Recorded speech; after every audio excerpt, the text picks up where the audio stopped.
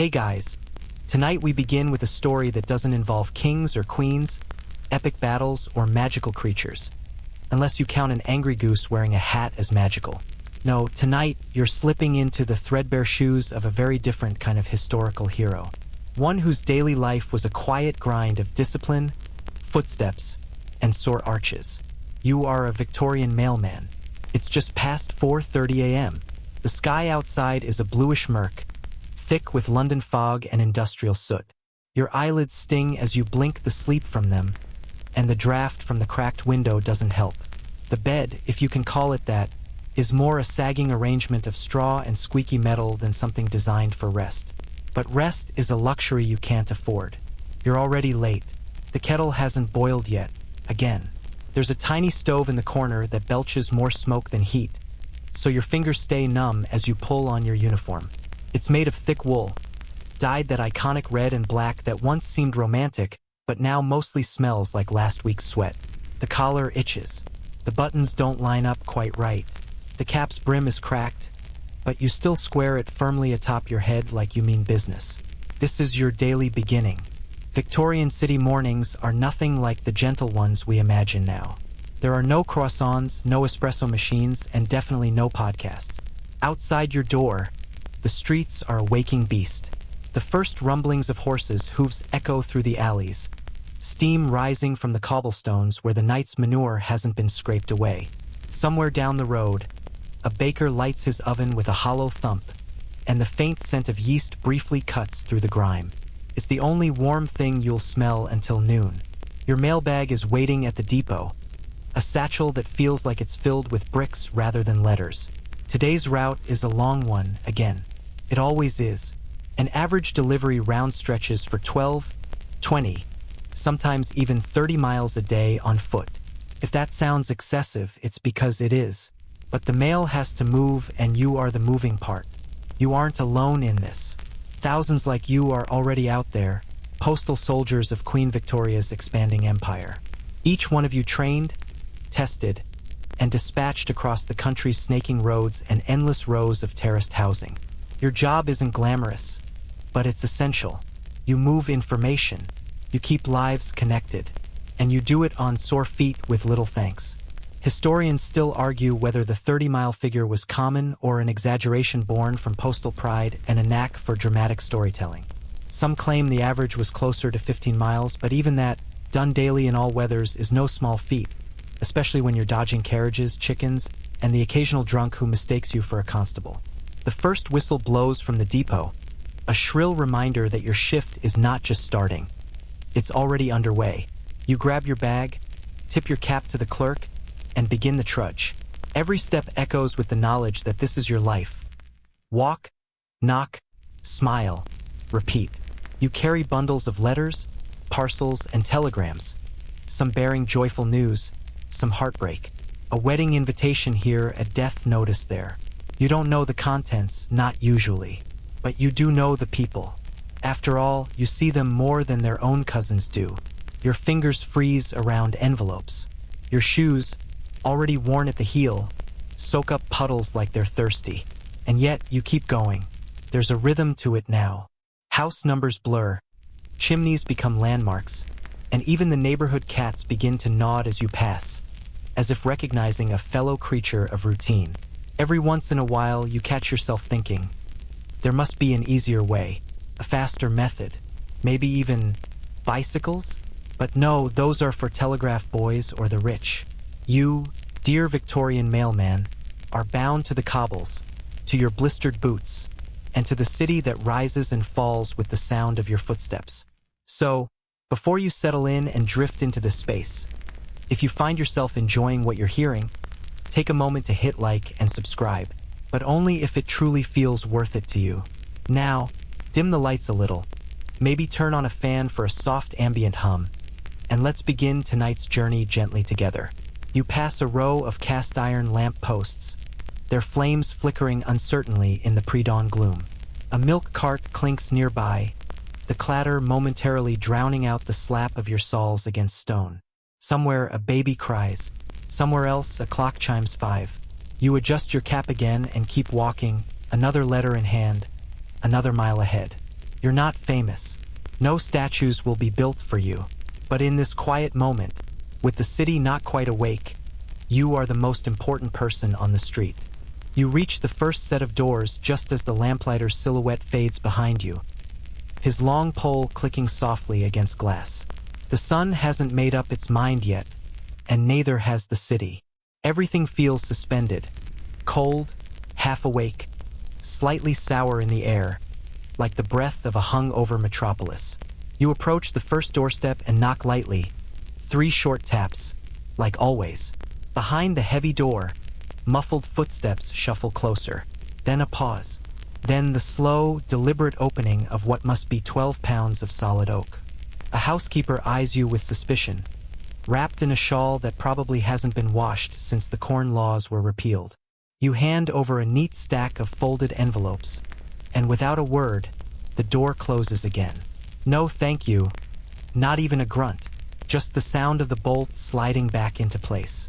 You sigh and move along. It's going to be one of those mornings. Your uniform, technically speaking, is government property. You're expected to wear it in full, regardless of the weather. Regulation red coat with brass buttons, matching cap, starched white shirt that's more of a pale gray after 3 winters, black wool trousers that chafe in exactly the places you don't want them to, and polished boots if you can afford polish. If not, mud will do. Victorian postal dress codes were strict to the point of parody. A missing button? That's a disciplinary mark. Wrong kind of hat? Reported. Dirty cuffs? That could cost you your route. Mailmen were walking advertisements for government reliability, and anything less than spotless was considered near treasonous. Never mind that you've been out since 4 a.m. in the rain, you're still expected to look like you just stepped out of a painting. Historians still argue whether the strict uniform policy improved morale or just made everyone resent their buttons more. Some say it gave working-class men a rare sense of dignity and status. Others, they point to the widespread skin rashes and fainting spells during summer and call it dress code cruelty. You tug at your collar for the 10th time. The wool itches like it's trying to burrow into your skin.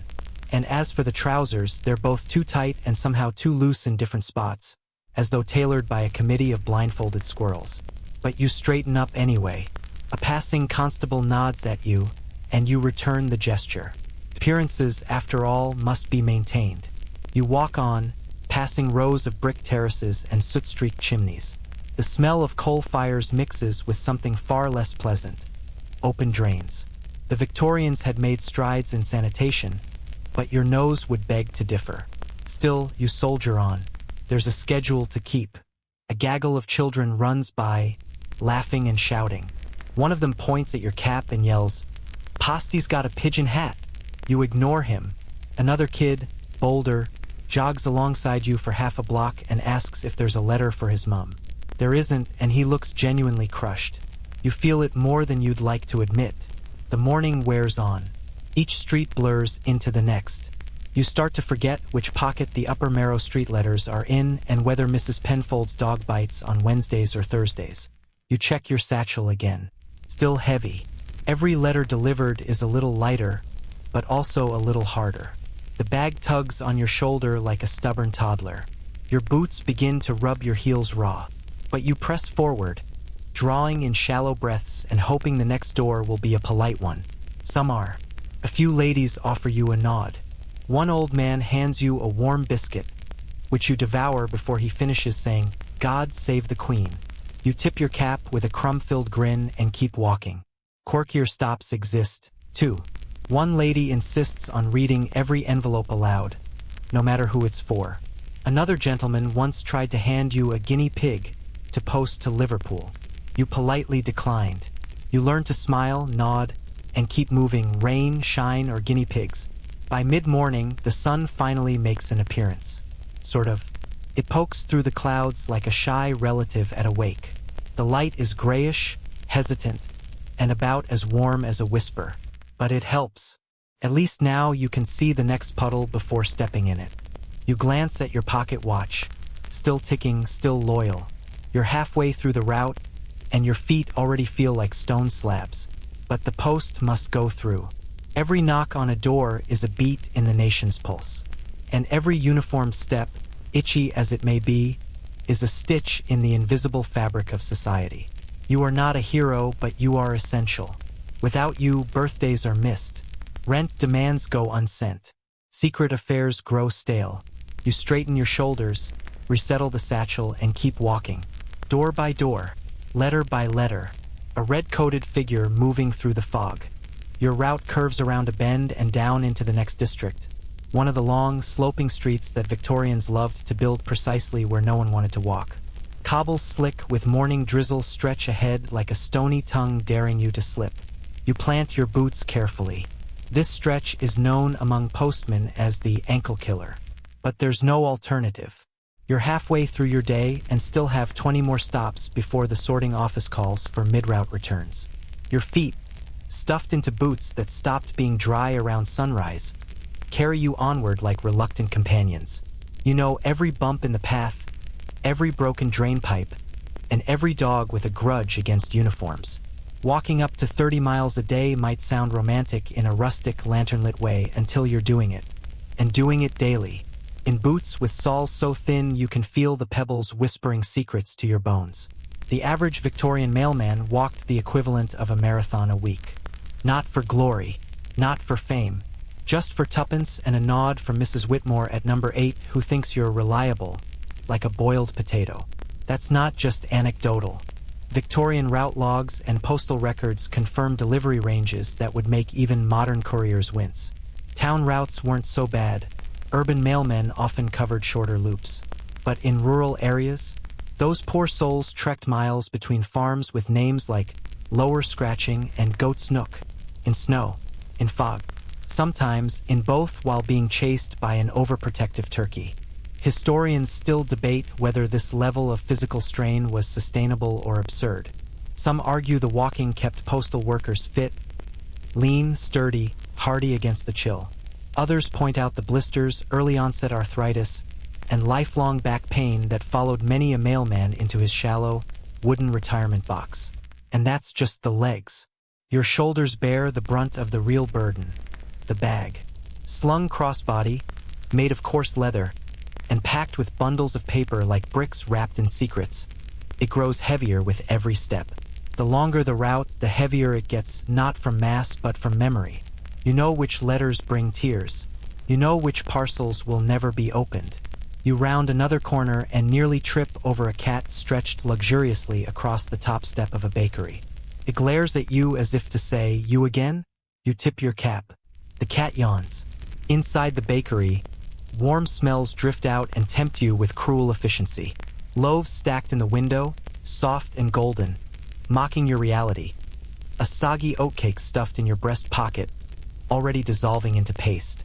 You take a moment, just a second. Let the warmth of yeast and butter flood your senses. Then back to it. The hill ahead looms, sharp and mean like the back of a disappointed schoolmaster. You grit your teeth and start the climb. Each step is an argument. Your knees protest. Your thighs hold a silent union meeting. But you keep moving, partly from duty, partly from inertia, and partly because stopping means facing how much farther you have to go. At the top of the hill, you pause and breathe in the view. Chimneys, laundry lines, and the dome of St. Paul's far off in the smoky haze. Not beautiful exactly, but strangely comforting. A view you've earned. You wipe your brow with your sleeve, which only smears soot across your temple. Dignity, as always, remains theoretical. And now downhill, which should be easier. Should be. But your boots slip, your bag shifts, and your knees scream louder than the fishmonger on the corner. You manage not to fall. Barely. One house has a gate that always sticks. You rattle it, mutter a few choice words, still PG-rated of course, and finally squeeze through. The front garden is full of wet clothes, drying slowly on ropes strung between sad rose bushes. You dodge a pair of long bloomers and reach the door. 3 knocks. A pause. A distant voice calling, "Coming!" You wait, shifting from one aching foot to the other. The door opens a crack. A child stares at you, eyes wide and nose running like a faucet. She says nothing. You hand her the letter. She runs inside. The door slams. Onward. You start to count your steps without realizing it. Not because it helps, but because it gives you a sense of pace. Every 100 steps, you reward yourself with a breath. Every 1,000, you get to imagine sitting down. You don't sit, though. That's dangerous. Sit too long and your muscles seize up. Your resolve softens. So you keep walking. Postmen didn't have benches, not officially. The city wasn't built with rest in mind. The only bench you'll see is probably wet, occupied, or halfway to collapsing. Victorian infrastructure was good at a lot of things. Comfort wasn't one of them. But somehow, despite the wet feet, the stubborn gates, the hills that go both ways, and the neighbors who think you're part of the furniture, you push forward. Because you're expected. Because the letters won't walk themselves. Because strangely, deep down, you care. A robin flits across your path and lands on a wrought iron fence. You stop just for a second. The bird looks at you. You look back. And for that moment, neither of you are in a hurry. Then the bag shifts. Your shoulder aches. And off you go again. Your stomach begins to grumble. Not politely, not quietly. This is the full brass band kind of hunger that rattles around your ribs and reminds you of the utter lack of anything approaching a real breakfast. Victorian morning meals were not designed for energy, endurance, or enjoyment. They were designed, it seems, for poetic suffering. You reach into your coat pocket and retrieve your rations. A slice of bread gone tough as roof tile, and a sliver of cold bacon that's mostly gristle. Tea? If you remembered to fill your tin flask, it's now lukewarm and faintly metallic. Still better than the communal depot pot, which tastes like regret and pennies. You perch on a low stone wall just long enough to chew. It's barely 5 minutes, but to your legs, it feels like sinking into a velvet throne. A rat scurries by with more confidence than you've mustered all day. You nod to it like an old colleague. Victorian nutrition, or lack thereof, was not kind to mailmen. The typical working-class breakfast might include cold porridge, stale bread, or if you were really blessed, some tea with condensed milk. Protein? Optional. Vitamins? Mysterious. You were expected to function like a locomotive on the fuel of a pigeon. Historians still debate how working men endured such physical labor on such meager fare. Some suggest that the endless walking built stamina slowly, like boiling a frog. Others believe mailmen simply existed in a constant state of fainting. You take one last sip of tea, now mostly lukewarm sadness, and rise from your stone throne. Your knees crack like a fireplace log. Another mile waits, and then another after that. There's no finish line, just the slow ticking of the delivery clock. As you shuffle past a butcher shop, a cart rolls by heaped with offal and bones. The smell is unmistakable. You breathe through your mouth and keep moving. You've grown used to odors. Coal smoke, horse manure, rotting cabbage, and sometimes the sweet perfume of a freshly cleaned drawing room, though that's rare. Every doorstep is different. Some have scrubbed tiles and a lace curtain that twitches at your arrival. Others reek of damp wood and unwashed laundry. You don't judge. You knock. Deliver. Move on. One house surprises you. The door swings open before you knock. A woman you've seen before. Pinched face, too much rouge, a smell of cheap lavender. Leans out. "No mail today?" she asks with a too bright smile. You shake your head. "Nothing today, miss." She sighs and closes the door with theatrical disappointment. Probably waiting on a letter that will never come. You try not to think about it, but you do, because every letter is a story. And even though you don't know the words inside, you feel their weight. The heavier envelope in your bag? That's a legal notice. The one with smudged ink and perfume? That's trouble. The tiny folded square sealed in red wax? That's something secret, possibly scandalous. Once you caught a glance at a letter as it slipped from your bundle. A few words only, but enough to guess a marriage proposal. You wonder if she said yes. You'll never know. You pass a group of street sweepers dragging stiff brooms across the gutters. They nod as you pass, and one calls out, "Postman's legs'll outlive the Queen." You grin. Possibly true, though your knees beg to differ. Children are out again. Schoolboys this time, uniforms rumpled and faces sticky with something that looks like jam but might be ink. One throws a pebble at your boot, a harmless thwack. "Bet you carry love letters," he yells. You do, in fact. Many. Some innocent, some not. Some from wives to husbands. Others from wives to other husbands. It's the Victorian era. Everything is buttoned up on the outside, but inside those envelopes? Chaos. A few of your colleagues have been caught reading the juicier ones. It's frowned upon, of course. Grounds for dismissal. But the temptation is real. Humans are curious creatures. Mailmen are no exception. Still, you resist. Mostly, you glance down at your own hands. Chapped, ink-stained, weather-worn. You can tell the temperature just by how your knuckles feel. Warm day, supple. Cold one, like granite. Today, somewhere in the middle, just uncomfortable enough to notice.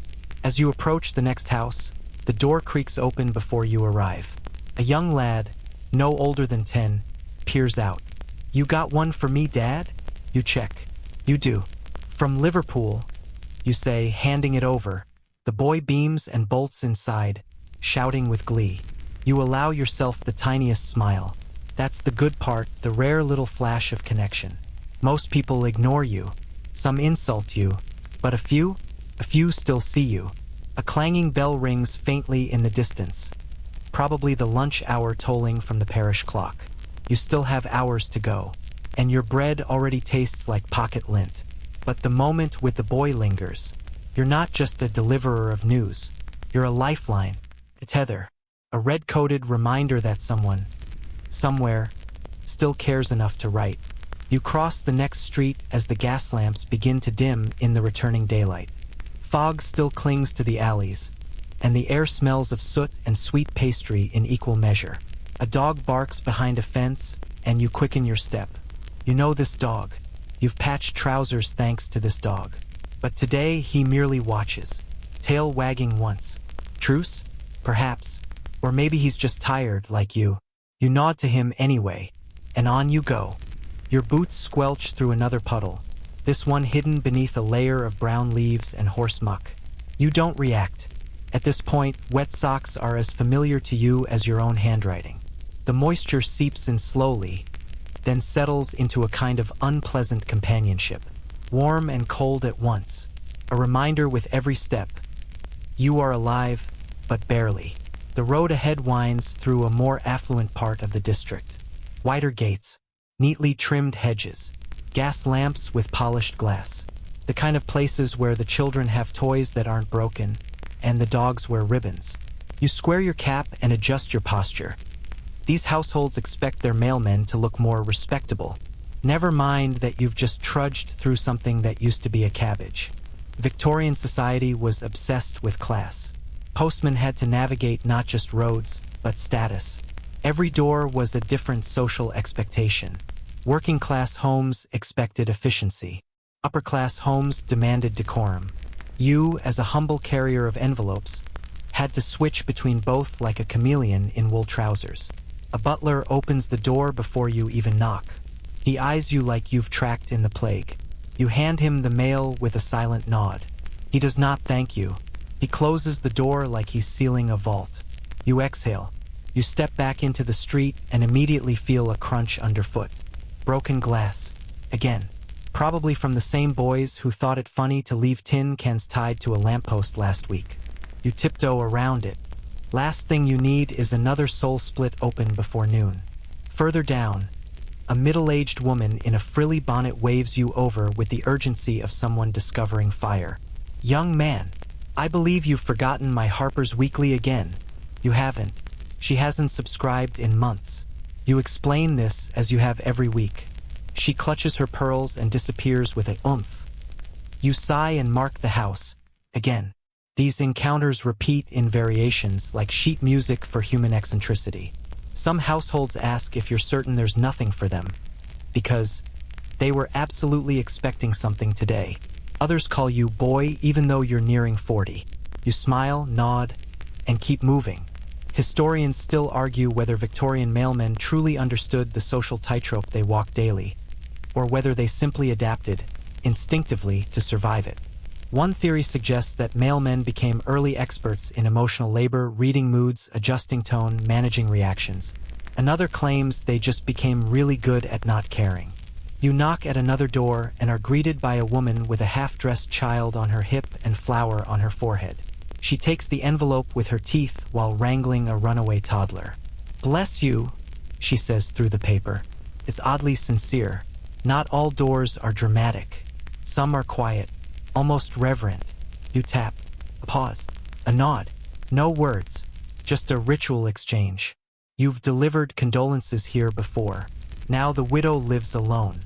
She doesn't speak, but she always looks you in the eye. You find yourself wondering if you'll ever be remembered by name. Or just the postman. Probably the latter. But in this strange, shuffling theater of life, that's something. A role, at least. Presence. Your route takes a sudden turn, literally and emotionally, as you arrive at the alleys. Narrow backstreets lined with tenements and strung up laundry like surrender flags. The smell shifts again, coal dust and boiled onions. You walk carefully. The cobbles here are uneven, and children swarm like ants. One boy nearly collides with you, chasing a wooden hoop. "Sorry, mister," he yells, skidding past. His trousers are patched with flour sacks. His shoes have holes. You nod and keep going. At one door, a girl opens it before you knock. Her face is lit up. "Is it here?" she asks breathlessly. You check. It is. A thin blue envelope with foreign stamps and careful script. Her hands tremble as she takes it. "Thank you," she whispers, clutching it to her chest like it's gold leaf. You smile but say nothing. These moments are delicate. You've learned not to linger. As you continue on, the satchel grows lighter, physically at least. Emotionally, it's heavier. Every house adds a little weight. You start to think about how many lives you've stepped into today, how many conversations you've started but never joined, how many hopes ride in the crook of your arm. You pass a grocer's cart rattling down the lane. The driver nods. You nod back. This city runs on nods. Up ahead, a familiar dog barks behind a wrought iron gate. This one's friendly or at least lazy. You toss him a crust from your pocket, which he catches with surprising grace. "You're eating better than I am," you mutter. A woman calls after you from a second-floor window. "Postman, can you take this to my sister's on Mulberry Lane?" She waves a note in the air. You shout back, "Sorry, miss. Official mail only." She grumbles something you can't hear and disappears. Unofficial errands used to happen more often. Before the reforms. Before the rules got strict. Now you're expected to be a machine, not a neighbor. Still, you miss those small kindnesses. The little favors. The jobs that felt human. You glance at the sky. The clouds are thickening again. Rain coming. You can smell it. Your knees agree. They ache in a way that no weather report could compete with. You've still got half a round to go. But you square your shoulders, adjust the strap, and keep walking. Because there's a letter with a blue ribbon in your bag. And somewhere, someone's waiting. The strap of your satchel is now digging so deeply into your shoulder. You begin to imagine its grown roots. You shift it left, then right, then finally settle into that perfect position where it only mildly threatens your circulation. Ahead, a cart squeaks along carrying barrels of vinegar, and you instinctively move wide. The last time you brushed one of those, you smelled like pickles for 3 days. The street narrows again. Here, the cobblestones are uneven and slick, and the buildings lean a little too close, like they're conspiring above your head. Chimney smoke snakes downward instead of up. Everything about this part of town feels tired, even the air. You stop under an overhang to rearrange your load. The satchel's lighter now, yes, but the remaining letters have that unmistakable bulk. Parcels. And if there's one thing guaranteed to turn a postal route into a full-body workout, it's the parcel surge brought about by the penny post revolution. Introduced in 1840, the uniform penny post changed the entire landscape of mail delivery. Suddenly, for just a penny, anyone could send a letter anywhere in the UK. And they did. Immediately, in great, unsolicited volume. What had once been a system for the upper crust and business elite became a democratic flood. Love letters from seamstresses to dock workers. Recipes, gossip, bad poetry, enthusiastic debates about railway timetables.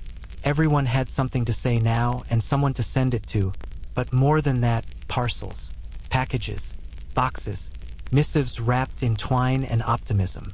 People began shipping goods as well as words. A teacup to Aunt Edna, a novelty mustache comb to a cousin in Surrey, entire books of beetroot pickling techniques.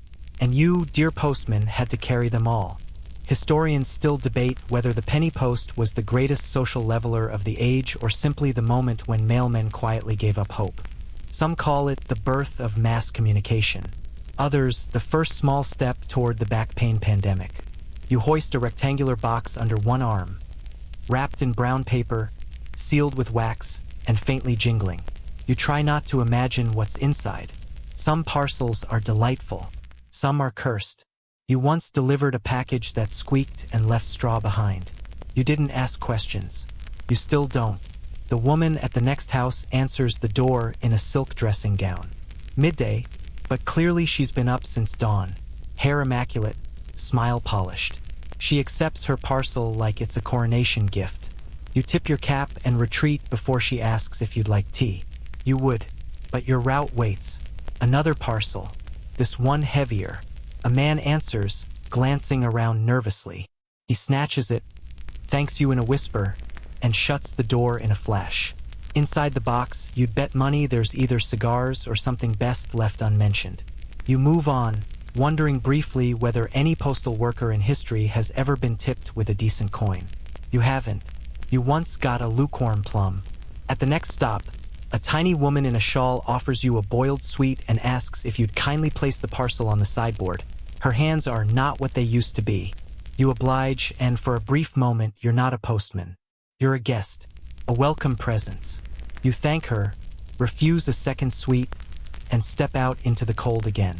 The parcels are dwindling, but the streets are not. You wind through alleys and shortcuts known only to you and the city's cats.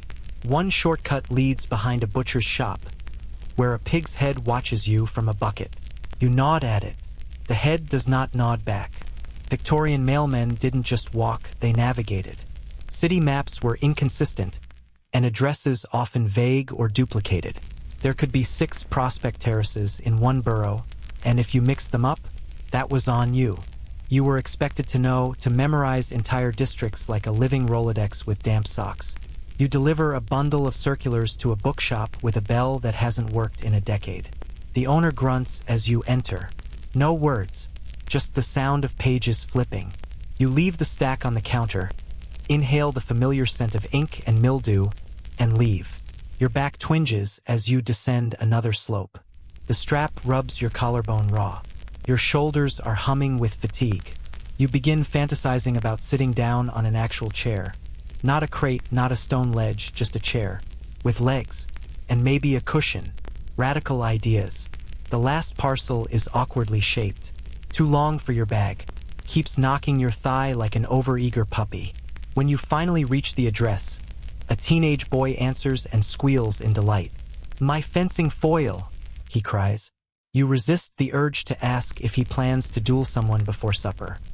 He signs for it, thanks you profusely, and disappears into the house swinging it like a knight. You watch the door close and exhale. No more parcels. Just letters now. Light ones. Whisper thin. But your body aches like you've been dragging cannonballs. You glance at the sky again.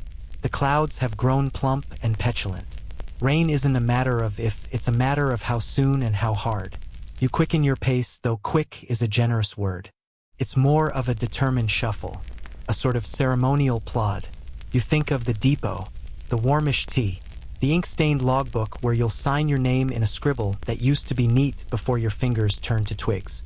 You think of untying your boots, of peeling off the uniform, of leaning against the hearth and letting the heat creep into your knees like forgiveness.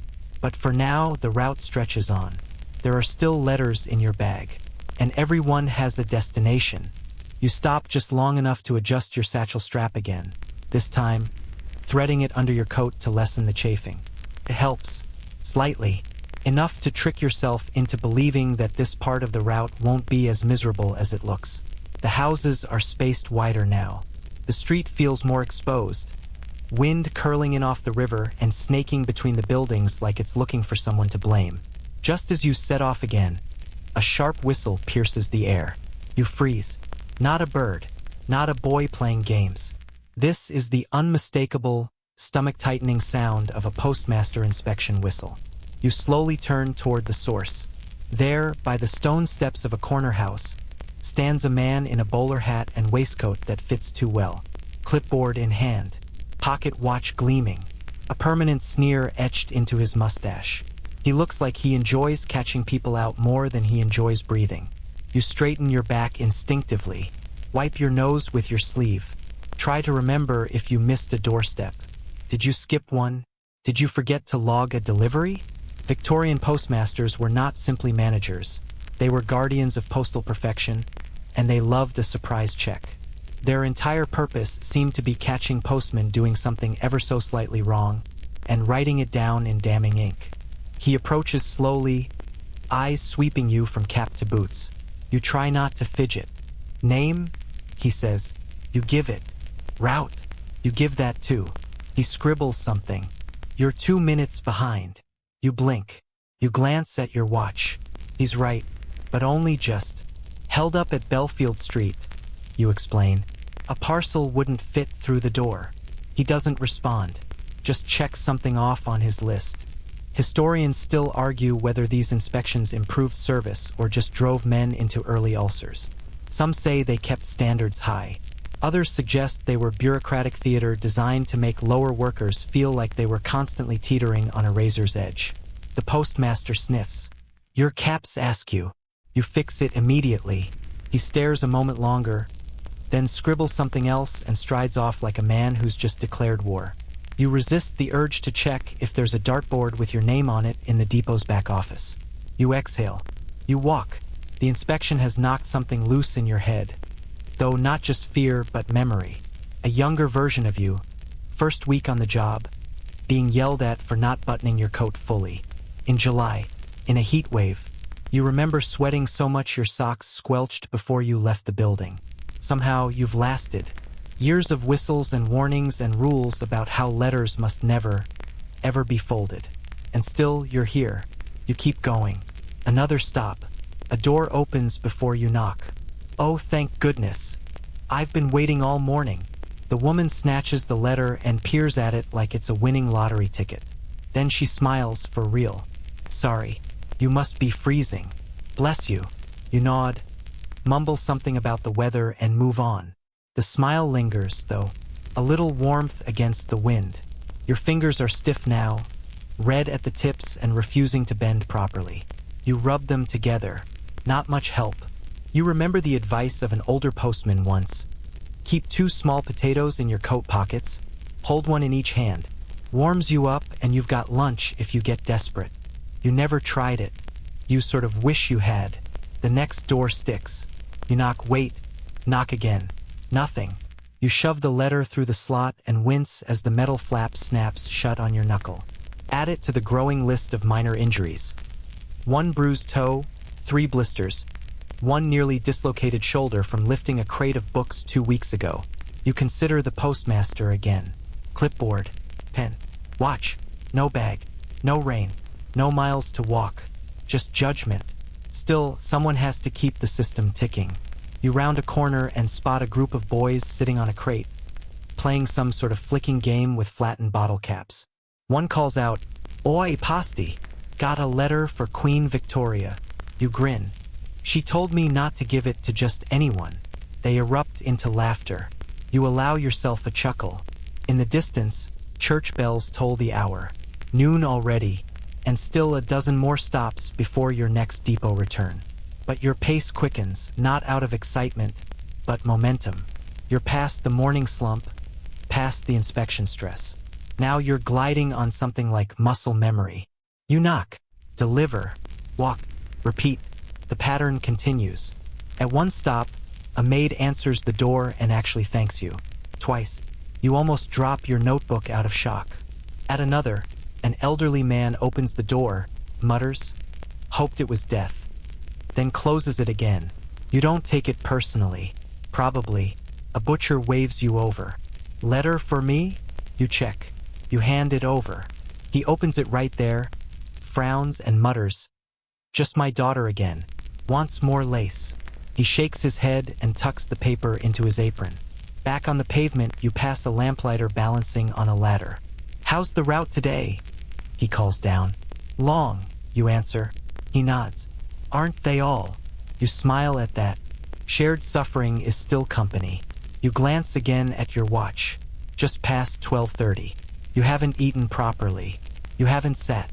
Your feet feel like soft wood. But you're still walking. Still delivering. Still dodging inspections and smiling at strangers. Still holding the city together one envelope at a time. You're just about to turn onto the next stretch, gravel lane, misnamed, of course. It's neither gravel nor a lane when the first bark erupts. A deep, guttural woof that sends a ripple through your already taut spine. You freeze mid-step. The bark echoes again, closer this time, followed by the frantic jingle of a collar and the unmistakable sound of claws scrambling on wet stone. Victorian mailmen faced many hazards. Uneven paving, unpredictable weather, unsolicited potatoes. But few struck fear into the heart quite like the Victorian dog, especially the ones behind invisible gates or worse, no gates at all. You spot it. Bounding toward the corner of a narrow garden is a large black and white mongrel with the temperament of an overcaffeinated soldier. The gap in the gate is just wide enough for a snout, and very possibly the rest of him if he's motivated. He looks very motivated. You quicken your pace. Just a little. The dog barks again, then settles for glaring as you pass, tail stiff with outrage. You don't run. That's rule number 1. They chase movement. Better to keep walking calm, slow, like you don't smell like nervous ham. You've been bitten before. Everyone in the service has. One man in Kent lost a chunk of ear. Another claimed a dachshund once swallowed an entire telegram. You believe him. You've seen what those tiny monsters are capable of. Historians still argue whether dog bites were the most common injury among postal workers, or just the most memorable. Some believe the bites were exaggerated in tales passed down at sorting depots over tea and crusts. Others cite municipal records that show a frankly alarming number of men hobbling into infirmaries with incisor wounds. At least the children are easier to handle. Sort of. You reach a row of tenements where the neighborhood kids have claimed the alley as their kingdom. They scatter at your approach, not out of fear, but excitement. He's here! One shrieks, pointing at your bag like it contains treasure. Technically, it does. Got anything for number 12? One asks breathlessly. You check. You do. A letter from a cousin in Derby, judging by the handwriting. The child snatches it, thanks you in a blur of syllables, and bolts inside. 2 others flank you now, peppering you with questions. Do you know the Queen? What's the farthest letter you ever carried? Is it true postmen never cry? You chuckle and shake your head. Only when we run out of tea. They laugh and run ahead, pretending to be messengers for the crown. You smile despite yourself. Moments like these are brief, but they're real. You approach the next house, a once grand structure now faded and weary. The knocker is missing. You rap your knuckles gently against the flaking paint. No answer. You try again. Eventually, the door creaks open, revealing a man in a dressing gown and slippers. He smells like smoke and mothballs. You're late, he says without warmth. You check your watch. You're not. Still, you hand him the letter with a neutral expression. He takes it, squints, frowns, and closes the door with a sigh that sounds like it took effort. Onward. You pull your cap lower against the drizzle that's begun to flirt with seriousness. The wind picks up, teasing your coat open. You button it higher. The wool is damp again. Everything is damp again. You approach a house with a brass nameplate, Dr. Hempel, and a door painted a shade of green so aggressive it might have been chosen during a migraine. You knock. A maid answers, pale, nervous. You hand her a bundle of post. 5 letters, 2 of them thick with official seals. She takes them without speaking, bows slightly, and shuts the door like it might shatter. You know this house. You've delivered here for years. Rumors swirl around Hempel's family. His wife vanished. His son overseas. Strange noises at night. None of your business, of course. But you can't help filing it away. Every stop is a brushstroke in the painting of the city.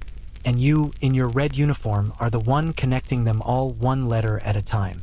You're halfway down the next street when an elderly gentleman beckons you from his front step. "Do you read German?"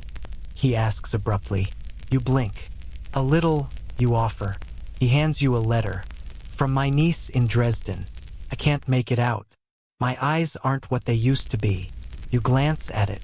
The script is neat, the German formal. You translate aloud as best you can. Something about a goose, an engagement, and a recipe for dumplings. The man chuckles. "That sounds about right. Thank you, son." You nod, tip your cap, and walk on, oddly warmed. The day is shifting now. The sky a dim pewter wash. The streets softening with early twilight. You check your satchel. A few letters remain. Mostly local. You'll be back at the depot within the hour, if the rain doesn't try something bold. You pause outside a narrow house with no numbers and knock. A boy answers. You ask for a name. He nods, accepts the letter, and says, "I'm not supposed to open it till Mum gets home." You smile. "Then don't peek." He grins and shuts the door. As you continue down the street, the final dog of the day, small, barky, shaped like a loaf, chases you 2 whole blocks before getting distracted by a passing beetle. You thank the beetle silently, and at last your satchel is empty. You sling it back over your shoulder anyway. Partly habit, partly pride. It's a symbol now, even when it's not a burden. The wind picks up, a chill edge now. You tuck your chin into your collar and step forward, because tomorrow this will all begin again. The rain, when it finally arrives, doesn't announce itself with drama. There's no sudden downpour, no theatrical thunderclap. Just a steady, needling drizzle that slides down your face like the city itself is weeping quietly into your collar. You don't run. Running only gets you wetter. And besides, your boots already squish with every step. You gave up on dry feet somewhere around mile 7. Now it's just you, your soggy socks, and the slow slosh of progress. Victorian rain is different. It's colder somehow, damp in the way that creeps into your very soul. Your coat, thick as it is, becomes a sponge. Your trousers cling like a second skin. The mail is wrapped, sealed, protected with oilcloth, but even that has limits. You check each remaining letter obsessively, brushing off droplets before slipping them through their brass slots. By now, your hands have taken on the familiar, shriveled texture of pickled walnuts. You wring them occasionally, though the act is more symbolic than effective. It's the principle of the thing. One must at least try to be dry. Historians still debate whether Victorian postmen truly endured this level of weather-related misery daily, or whether their memoirs, written decades later by men named Reginald with weak tea and better hindsight, exaggerated the gloom. Some say the job was one of quiet dignity. Others, a slow, soggy march toward trench foot. But you know the truth. Your toes squelch it with every step. A passing cart splashes a puddle in your direction. You don't flinch. There's nothing left to ruin. A lamplighter across the street gives you a half-hearted salute as he adjusts the wick of a flickering gas lamp. You nod. Solidarity. Both of you are out here, wet and shivering, doing work that few notice and fewer appreciate.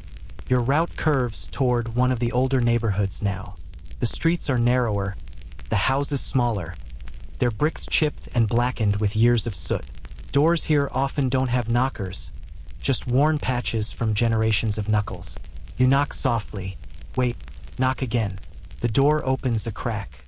A child's eye peers out. "Post," you say. A small hand emerges, takes the envelope, and disappears. The door shuts. Simple, efficient. A moment without conversation, but one that still matters. As you move on, the fog returns. Not thick, not yet, but enough to turn the lamps into glowing halos. Enough to blur the edges of things. Enough to make the streets feel like dreams stitched from soot and steam. You remember a time years ago when you got lost in this fog. New to the job. Distracted by a shouting match 2 streets over. Ended up delivering 6 letters to the wrong homes and spent the evening retracing your steps, apologizing to very confused housewives. One invited you in for tea out of pity. It was awful tea. You've never forgotten it. Your body feels heavy now, limbs dragging, eyes stinging from wind and sleepiness. But your mind hums. Walking does that. The rhythm of it, the cadence of boots, the shifting bag, the constant scanning of door numbers, it does something to the brain. Unlocks thoughts you didn't know you were carrying. You pass a tailor's shop. The lights are on even now. A figure hunched over a table, needle dancing. You catch a glimpse of something red. Perhaps a uniform, half-stitched. You wonder who it's for. You wonder if it will fit better than yours. The next few houses are routine. Letters dropped. Polite nods exchanged. A door that won't open, post slipped under it anyway. A dog barks behind frosted glass. A woman leans from an upstairs window and shouts down, "Nothing for me?" You shake your head. She sighs and vanishes like smoke. Soon, you're in the industrial part of the district. Warehouses, workhouses, coal sheds. The air is sharper here, thicker with grease and dust. You wipe your mouth. The rain helps, but not much. A man in overalls stumbles from a side door, wiping his hands on a rag. He sees you and grins. "Oi, got something for Perkins?" You do. You always do. "Cheers, mate," he says, tucking the envelope into his shirt. You nod. There's a quiet respect here. Among the workers, they know you're walking just as hard as they are. The fog thickens. Your vision shortens. The world narrows to just a few feet of cobblestones, a splash of lamplight, and the faint jangle of your coin pouch against your hip. You knock at the final house in the lane. The door opens slowly. The man inside is ancient. He wears a woolen vest and slippers that look like they've been inherited. His hands tremble as he takes the letter. "From my daughter?" he rasps. You nod. You don't know, but the handwriting looks familiar. You've delivered her letters before. Blue ink, careful script. This one is sealed in red wax. The man clutches it to his chest like a relic. "Bless you," he whispers. You nod again and step back into the fog. And now the route turns back toward the depot. Your sack is nearly empty. Your body aches in places you forgot had nerves. Your feet are wet. Your gloves are worse than useless. And you smell like old books left in a puddle. But you're upright. You're moving. And even in this cold mist, with nothing but gaslight and memory to guide your path, you walk forward. Because the job isn't just letters. It's people. And today you carried a little piece of each one. The sun, if you can call that sullen, pale smear above the chimneys a sun, is beginning its descent, dragging what little warmth it provided down with it. The light flattens everything, making brick walls and iron fences look like faded photographs. The air smells of wet stone and coal smoke, familiar as your own skin. Your satchel is nearly empty now. The letters left inside are soft, well-handled, already warmed by your body heat. Their corners are creased slightly, and the ink on a few envelopes has started to run, thanks to the fine mist clinging to everything. You make your way down Rookery Lane, one of those crooked little corridors that feels older than the city itself. The kind of street where the cobbles bulge like they've been holding their breath for a century. Every window has curtains drawn. Every doorstep looks like it hasn't seen a broom since the Napoleonic Wars. Halfway down, a boy of about 12 darts out of an alley with a rusted bell and starts ringing it furiously. You stop, not for him but for the sound. This is new. He grins. "The bell's for the Rat Man," he announces. "But I thought you might like it too." You raise an eyebrow, offer a nod, and continue on, while he marches in the opposite direction yelling, "Make way! Make way for rats!" Children, as always, live in a different version of the city. One with fewer rules and more bells. You reach the home of the Thompsons next. You've never met them, but you deliver to their address every Wednesday and Saturday. Always small notes, pale pink envelopes with looping cursive. Today, the note is scented. You pull a face. Not because it's unpleasant, but because it's strong. Roses, powder, and something you can't quite place. The smell of someone trying very hard to be remembered. You slip it through the slot. Onward. A little further along, you pass an alleyway that smells like wet rope and regret. A man leans against the wall there, puffing a pipe with an expression that says he doesn't like the taste. He watches you as you go, but says nothing. You come next to a peculiar house, the one with the yard full of birds. Not cages. No, this isn't an aviary. It's just full of birds. Pigeons, doves, the occasional raven. They perch on window ledges, fence posts, the roof like feathery gargoyles. You've never seen anyone go in or out, but you deliver there just like always. The mail slot is carved into a carved wooden owl. You slide the envelope through, and one pigeon watches you the entire time, its head cocked as though judging your handwriting. Victorian London is filled with these quiet oddities. Places and people that live in the margins, just out of sight, just out of understanding. Mailmen are among the few who see them all, who stitch together the strange patchwork of the city, one doorstep at a time. Historians still argue whether this closeness to every corner of urban life made mailmen wiser observers or just more numb. Some claim postmen became unofficial chroniclers of their towns. Others suggest they developed a kind of historical tinnitus, a dull buzz of human detail too constant to process. You reach the edge of your route now, the city rising behind you in chimneys and steam. Before returning to the depot, there's one last letter. A small one, poorly addressed, barely legible. The sort of thing that would have been returned immediately if you didn't already know the house by the odd description. Next to the alehouse with the crooked lamp, you find it. Of course you do. A narrow door set between two buildings like a forgotten bookmark. You knock once, gently. No answer. You knock again. The door creaks open an inch. A hand, gloved, pale, reaches out. You place the envelope in it. It vanishes. The door shuts. No words. No thanks. But you know it's been delivered. Now, finally, you begin the walk back. Your feet drag a little more now. Not from weight, but from the day's slow unraveling. Like a spool of thread that's lost its end. The depot is a few streets away. Tucked behind a factory that makes buttons or biscuits, you can never remember which. Your legs know the route better than your eyes do. You barely think as you walk it. Each corner is muscle memory. As you near the yard, the familiar noises return. The squawk of seagulls circling the fishmonger. The whistle of a boy selling newspapers. The hiss of a tea kettle from a stall you pass but never stop at. The depot gate is open. Inside, men are gathered in the sorting room, talking in low voices. Some drinking tea, others just peeling off wet socks and airing feet like battle scars. You nod to a few, drop your empty satchel onto a hook, and sign your name in the ledger. The ink is thick and slow. Your fingers are clumsy. Your signature is a tired scrawl. One of the clerks glances up. Anything worth mentioning today? You think for a moment, then shake your head. Nah, you say. Same as always. He nods as if that means everything. You sit on a wooden crate near the back. Not a chair, not quite the dream, but it'll do. You stretch your legs, close your eyes, and for a moment the city fades. Just for a moment. The crate beneath you creaks ominously as you shift your weight. It's not comfortable. Your knees are bent too high, and a splinter's teasing your left thigh, but compared to the past 10 hours of standing and walking, it's practically a throne.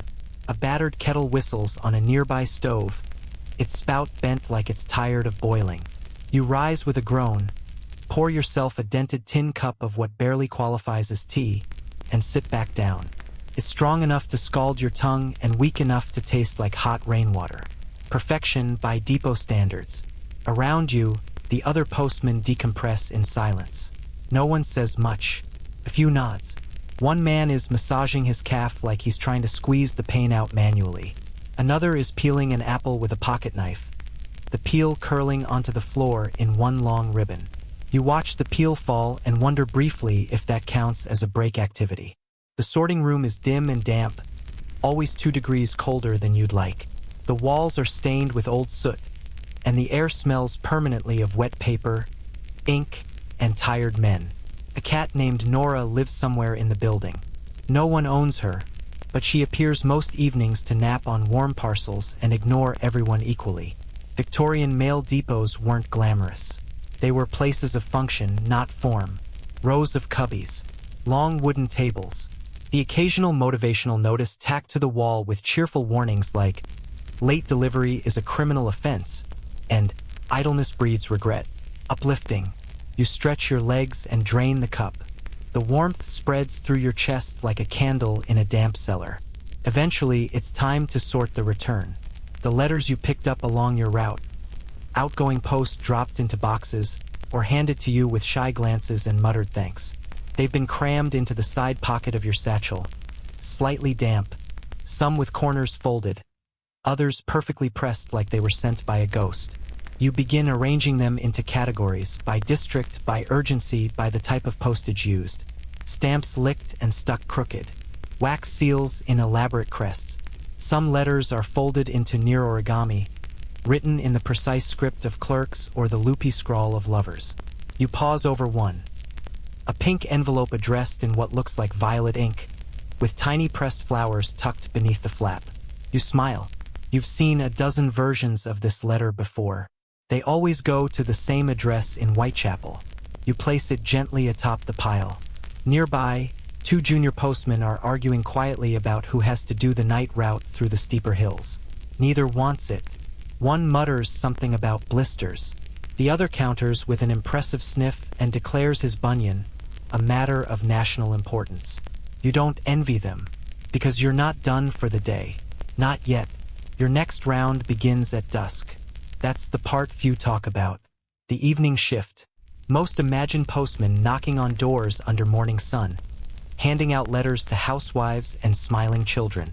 But there's another version of the route, the quieter, stranger, more fragile one. The one that begins when the lamps are lit and the city changes masks. Victorian London by night is not like the day. The sounds are fewer but sharper. The air colder but more electric. Every footstep echoes. Every street lamp casts a shadow longer than it should. You stand, your knees protesting, and repack your satchel with the night mail. Most of it goes to businesses, a few to boarding houses, some to addresses that don't appear on any official maps but are known to the sorting clerks like folktales. As you step back outside, the city greets you with a long, slow exhale. Fog curls around your boots. Lanterns glow softly in windows. A coach rattles by, its wheels squealing in protest.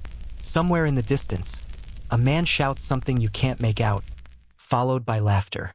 Then silence again. You walk. The route is shorter at night, but it feels longer. You deliver to a tobacconist still sweeping his floor, a boarding school where a weary matron meets you at the gate with one eye still twitching, and a clockmaker who accepts his parcel with such reverence. You'd think it was a holy relic. You pass a row of closed shops. Their signs creak in the breeze.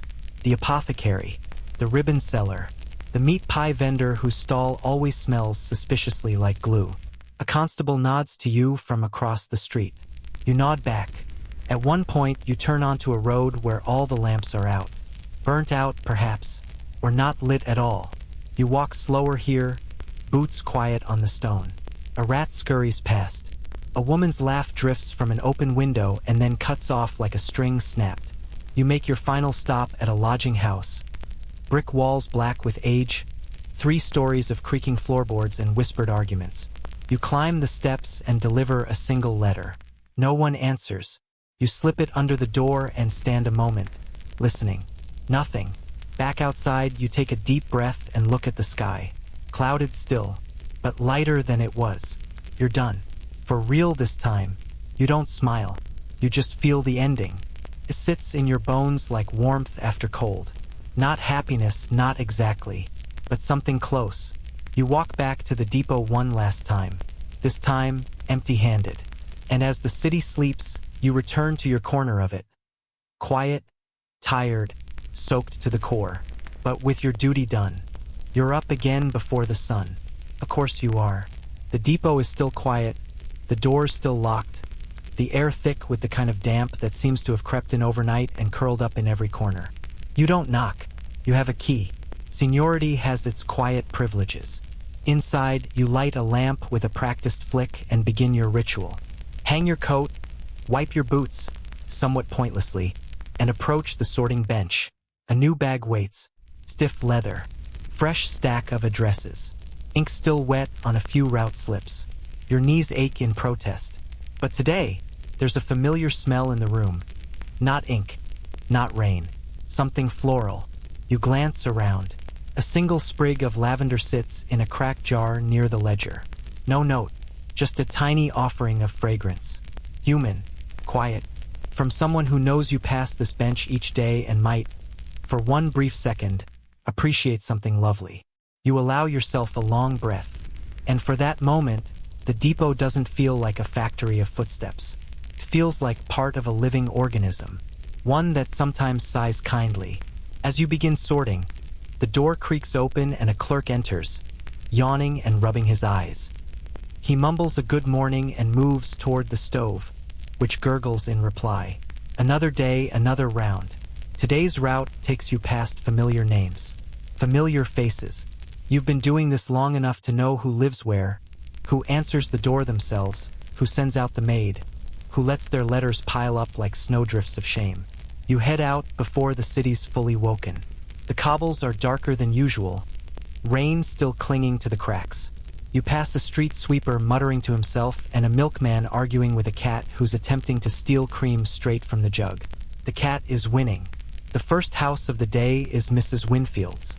Her door is painted blue, always shiny, always fresh. She opens it quickly, too quickly. She's been waiting. "Oh, thank goodness," she says, reaching for the envelope. Her hands tremble slightly. "My son's ship was due in Liverpool Tuesday." You nod, offering the letter with a small smile. She opens it immediately. Her eyes scan fast. Then she presses the paper to her chest and gives you a look that says more than any thank you ever could. You tip your cap and move on. Not far down the street, the door to number 14 swings wide before you reach it. "Nothing today?" the man asks, thin, tweedy, with eyes that dart. "Not today," you reply. "Right, of course." He closes the door softly, like he's trying not to disturb a sleeping hope. Some stops are routine. Others are tiny dramas. Your job is not to interfere, only to bear witness. To knock, deliver, and vanish. But it's hard not to form attachments. Not to develop theories. You're halfway through your route when the day takes an unexpected turn. You knock at a door you've visited countless times. Old woman. Smells like camphor and biscuits. Always opens with a joke. Always asks after your young niece. But today the door doesn't open. You wait. Knock again. Still nothing. You peer through the front window, curtains drawn. You hesitate.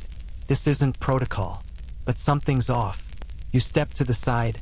Knock at the neighbors. "Oh," the woman says, frowning. "Didn't you hear? She passed on Tuesday." You nod slowly, though you hadn't heard. No one had mentioned it at the depot. No one updated the sheet. She always looked forward to her post, the woman adds. Even when it was just a circular, you feel the weight of the envelope in your hand. A small one, pale green, no return address. You leave it with the neighbor who promises to give it to the family. Then you keep walking. Not much else to do. Historians still argue whether mailmen were truly part of the communities they served, or just background figures, footnote faces on the city's endless page. Some say they were trusted, known, vital. Others believe they passed through unnoticed, more silhouette than man. You suspect the truth is both. You're seen only in certain lights. Later, you pass a school where children file in, still rubbing sleep from their eyes. One girl sees you, tugs her friend's sleeve, and whispers something. They both wave. You wave back. In front of the bakery, a man reads a letter right there on the steps. His brow furrows. He sits on the edge of the curb, staring at it. You consider asking if he's all right. But again, that's not your role. You move on. The final stop today is an odd one. A boarding house you rarely visit. The door opens slowly, revealing a man who looks like he hasn't spoken to another soul in days. He accepts the letter with shaking hands. "Didn't think anyone knew where I was," he murmurs. You say nothing, just offer a nod. Then walk away. Back at the depot, the usual noise hums. Boots on stone, ink scratching on paper, the stove bubbling its discontent. You log your route, hang your satchel, and finally, sit. You rub your knees. The left one clicks now. New, annoying, inevitable. But today feels different. The lavender still lingers faintly in the corner. Someone cared enough to remember. And you, tired and damp and unread, carried a dozen pieces of someone else's life through the quiet streets. Quiet duty, a loud impact, one letter at a time. By now, your feet are less body parts and more concepts, vague, aching ideas of where your legs end. You walk not because your muscles will it, but because the route still exists and someone must follow it. That someone, as ever, is you. Today's route begins with a bit of confusion. A new clerk misfiled the mail, and your satchel contains a few letters meant for the next district over. You catch the mistake quickly, before you're halfway across town, but not before it costs you 20 minutes and 3 unnecessary hills. You return the letters to the depot with a polite word and a slightly less polite glance. The clerk shrinks behind his desk and mutters an apology. You say nothing. There's no point. Everyone makes mistakes. Except when you're a postman. Then every mistake arrives at a door and knocks loudly. Back outside, the wind is high. Tugs at your coat like a needy toddler. Dust swirls at the corners of buildings. A newspaper page flaps along the cobblestones before plastering itself to a lamppost. You move forward, collar up, hat pulled low. Another day, another storm. Victorian weather is like Victorian furniture. Heavy, overbuilt, and unbending. You've marched through sleet, snow, hail the size of marbles, and fog so thick you could have been delivering letters to ghosts. Today it's just wind. The first few stops are uneventful. An empty doorstep, a yawning maid, a man who looks like he hasn't blinked since breakfast. The city yawns with you. At number 19, something odd occurs. You knock. A young boy answers, barefoot, cheeks flushed, hair wild. He stares at you like he's seen a lion. "You're the man with the letters," he whispers. You nod. He leans in. "Do you know if there's one today? From my brother?" You check. There is. You hand it over. He stares at it as though it might vanish. Then, very quietly, he says, "Thank you," and runs inside, clutching the envelope like a flame in the wind. You stand a moment longer than usual, letting the wind slap your ears, your coat, your knees.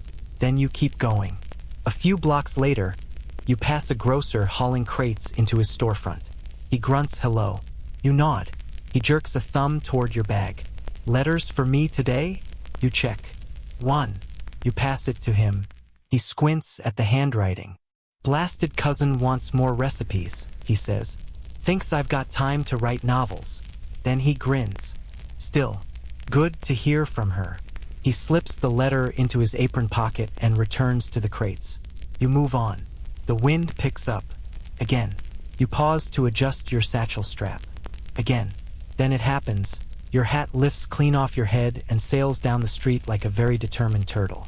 You chase it, boots thudding, shouting curses soft enough to keep your PG rating. Finally, it catches on a lamppost. You retrieve it. You put it back on. You do not smile. A few children saw you. One claps. You bow slightly. The day continues. Historians still argue whether Victorian postmen enjoyed a certain celebrity status among the communities they served.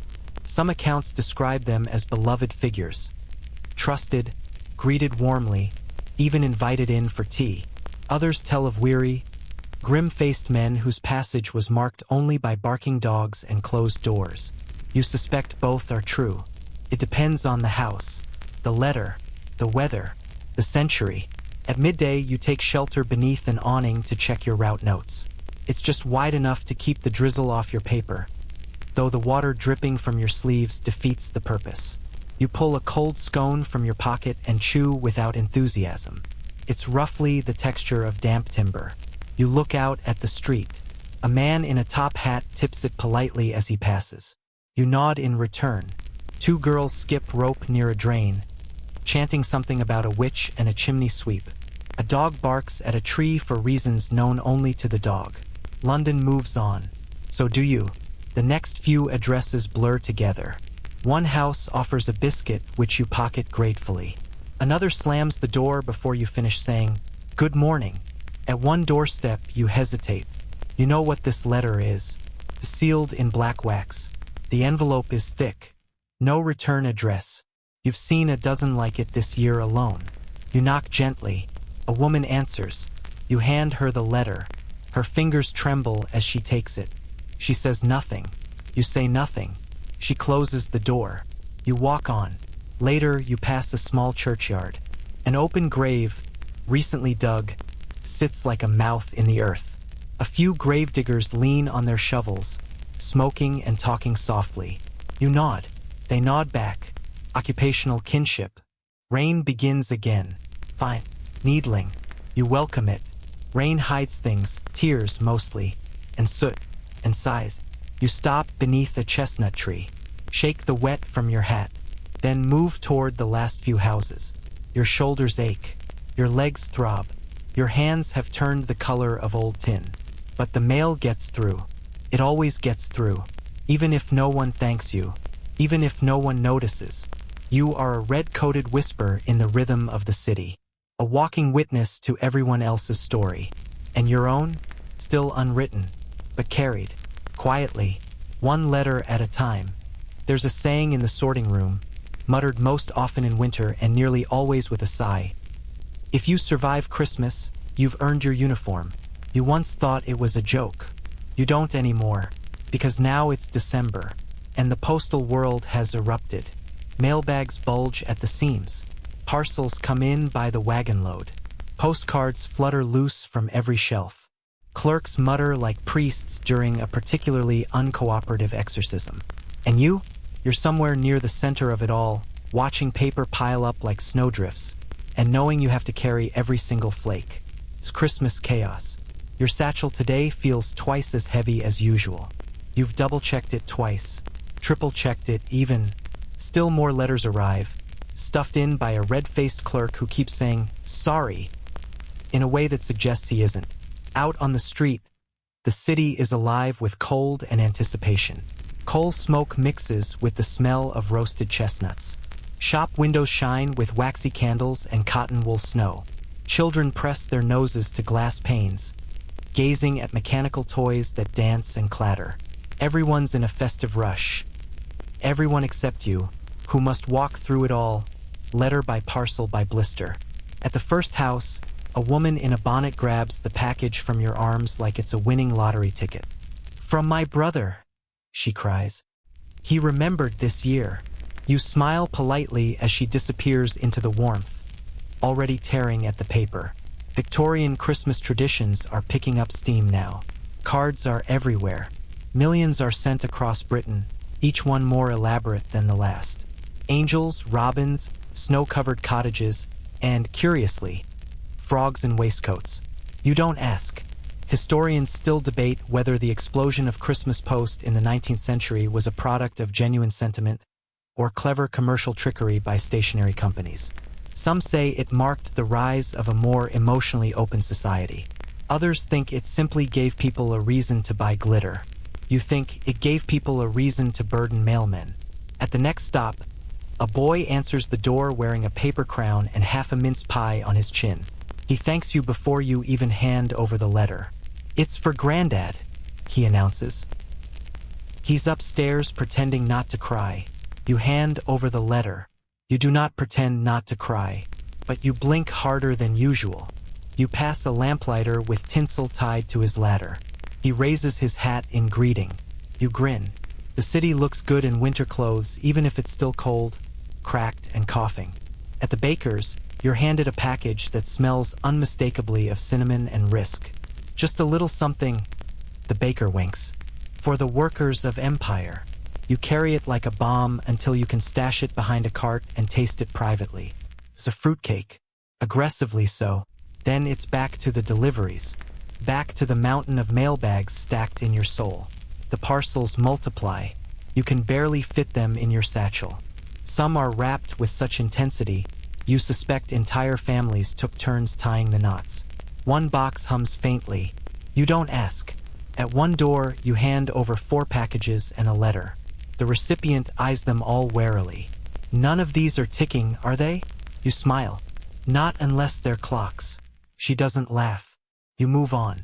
Children stop you in the street, hoping you have something for them. Some pretend they're postmen too, mimicking your walk with exaggerated limp and puffed chest.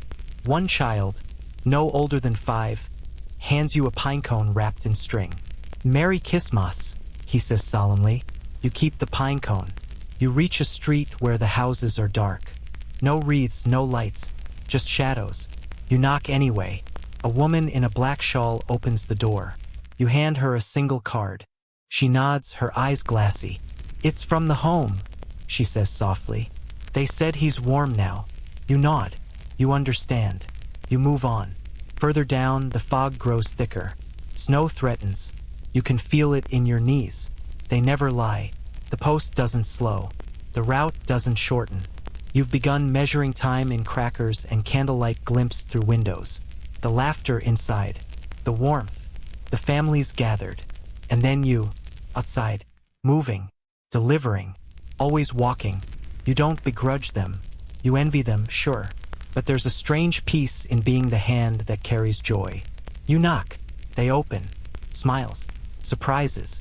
Every door is a small theater, and you are the curtain that parts. The last parcel of the day is addressed in bright green ink and tied with a bow that looks too perfect to be real. You deliver it to a man who answers in his dressing gown, blinking like he's just woken from a year-long nap. "Is it Christmas already?" he asks. You nod. "Then I suppose I should open it." You turn to go. "Wait," he calls. You pause. He hands you a tin. "Biscuits," he says. "Real ones. None of that chalky rubbish." You smile. "Thank you. Merry Christmas," he says. And for a moment you forget your knees. You walk back through the snow that's just beginning to fall. Soft, slow, quiet as breath. You look at the tin in your hand. You look at the sky, gray and low and full of secrets. And you walk on, because there's always more to carry, and always someone waiting. There's a moment, usually in the quiet just after dawn, when the city is still stretching its limbs, where you can hear the heartbeat of the empire. It isn't loud. It isn't grand. It's the soft scuffle of your boots on stone, the rustle of paper against wool, and the creak of an iron gate that hasn't been oiled since Waterloo. You are, after all, more than just a mailman. You're a human conduit, moving missives that hold together the long, fraying thread of the British Empire. Today's route winds through a different part of the city. Not residential, commercial, colonial, administrative, the hub of empire in all its smoke-stained grandeur. Row after row of offices, trading houses, consulates, and clubs. Here, the letters are thicker, heavier, sealed with wax, tied in twine, inscribed in languages you don't recognize. The satchel you carry today may as well be stitched from the skins of 1,000 tired clerks. Pulls harder, somehow denser, as if it knows that the messages inside hold not gossip or grocery lists, but instructions that can reroute railways or declare war. Your first stop is a shipping office, windows blackened with coal soot, sign dangling from one hinge. You knock. A young man answers, takes the stack without a word, and returns to his ledgers. Inside, you glimpse rows of desks and ink-stained hands scribbling names of places you'll never visit. Zanzibar, Calcutta, Cape Town. You move on. At the East India Company post desk, a crumbling stone building that smells faintly of damp teak. You deliver a bundle so thick you use both hands. The clerk eyes you without blinking. "Any from Bombay?" he asks. You nod. He nods. And the moment is over. Historians still argue whether the Royal Mail was truly the nervous system of Britain's empire, or merely a symptom of it. Some claim postmen like you were silent architects of colonial cohesion. Others say you were pawns, ferrying the documents of exploitation one leather satchel at a time. You suspect both are true, but it hardly matters now. The letters still must go through. At the colonial office, a man in a gold waistcoat stops you. "Do you have it?" he asks. You don't know what it is, but one of the letters does seem fatter than the rest. You hand it over. He doesn't thank you. He vanishes behind a door that clicks shut with finality. You pause for a moment, fingers frozen on your emptying satchel. You imagine what these rooms discuss behind closed doors. Trade, troops, taxes, a line of ink that might redraw a border or end a rebellion. Then your boots move again. You pass a telegraph office, its wires twitching like nervous hairs stretched across rooftops. Inside, boys in waistcoats punch keys with sleepy speed. You deliver a short stack of envelopes and receive 3 outgoing replies in exchange. These go in the back pocket. Urgent. Empire doesn't nap. One of your stops is a publishing house. The man at the desk grunts as you arrive. Proofs for Mr. Wilde, he says, sliding a small packet your way. And something for that American. Twain or Train or whatever. You nod. Add it to the pile. Further down, you reach the foreign post exchange. Here the smell is different. More ink, more polish, and a faint whiff of cooked cabbage. The letters you carry are addressed in French, Dutch, Hindi, and a kind of stylized German that makes your eyes hurt. You deliver them into a wall of pigeonholes manned by 2 men who speak in whispers. They glance at the stamps. Ceylon, one says. New South Wales, says the other. Then they nod at you like you've done something valiant. And maybe you have, because without the post, none of this works. Without you, there is no empire. Not really. At least not one that functions. You, in your waterlogged boots and windburned cheeks, are a vital cog in a smoke and paper machine. You don't wave a flag or wear medals, but you carry the gears in your bag. And those gears must move. At one point, you pass a statue, an admiral pointing dramatically toward something abstract. Behind him, 2 boys argue over whether Madagascar is real or invented by schoolmasters to punish bad geography. You smile. You don't correct them. Later, at a gentleman's club, a doorman meets you with a sneer. Back in trance, he mutters, pointing with his chin. You nod. You've been through this before. Around the rear of the building, you knock at the service door and deliver a pouch of letters, most of which bear crests so ornate they look like they belong to minor wizards. A servant takes them and closes the door with more kindness than expected. Back on the street, a small crowd has gathered near a newsboy shouting headlines. Rebellion in Sudan. Troops deployed. The news moves fast, but not faster than you. You've already carried those dispatches. Already dropped the letter that ordered the uniforms, the telegram that reported the movement, the pouch that requested reinforcements. You're always slightly ahead of the headlines, just never in them. Your satchel now nearly empty, you stop by the last office, a diplomatic building with a bell that never works. You knock. A familiar face answers. The clerk nods, takes the mail, hands you a wrapped envelope in return. Urgent, he says. You tuck it into the inner pocket of your coat. You'll hand it to the head clerk at the depot yourself. You always do with these. They're watched, counted. As you make your way back, the fog lifts slightly. Your boots scrape the path. Your shoulders sag. But something in you stands a little straighter. Because today, you didn't just deliver birthday cards or coal bills. You carried the veins of a sprawling, complicated thing. And though few will ever know it, you helped keep the empire breathing. Before the sun even makes it past the chimney tops, you're standing ankle-deep in dust and shouting over the roar of early morning chaos. Welcome to the sorting room. It's not glamorous. It's not even particularly clean. But it is where every single letter, parcel, bill, card, circular, and birthday greeting begins its life, or at least begins the part of its life where you are involved. This morning, the air in the room is thick with paper fibers, coal smoke, and the faint smell of ink-stained sweat. You'd swear the air is textured. The lanterns cast weak yellow light, bouncing off the high, soot-dusted walls and illuminating nothing fully. You don't need full light, though. Not anymore. You could sort half these letters in pitch black if you had to. You're at your station. A long wooden table scarred with years of accidental knife slashes and spilled tea, flanked by towering pigeonholes that look like they might collapse under the weight of one more urgent notice. Your satchel waits, empty and gaping, beside you. You begin. One by one, you slide envelopes into position. Local goes to the left, out of district to the right, urgent post to the top tray, international to the locked box. You've done this so many times your hands move without thought. The ink on some of the envelopes is still damp. Some stamps are crooked. Some addresses barely legible. One has been written in what looks suspiciously like blue chalk. You blink. Move on.